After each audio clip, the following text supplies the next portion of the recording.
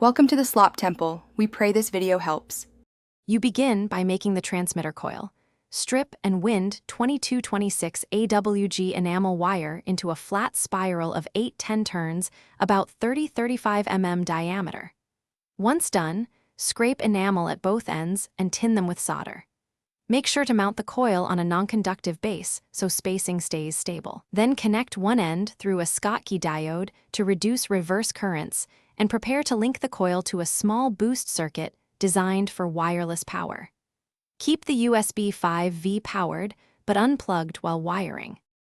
Next, you attach the coil to a driver module that generates the required 100-205 kHz field for Chi.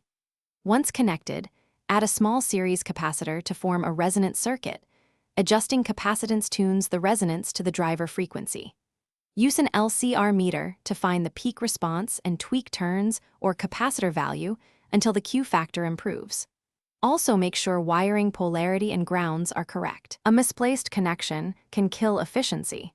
Keep the assembly mechanically stable and spaced like a finished pad.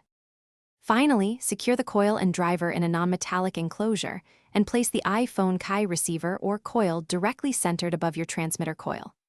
Plug in a low-current USB supply, then monitor phone charging indicator and component temperatures. Make sure the phone shows wireless charging. If charging fails, reposition the phone incrementally and recenter the coils. Often small misalignment prevents power transfer. As a troubleshooting tip, if charging is weak or absent, reduce the gap between coils and retune the series capacitor for resonance.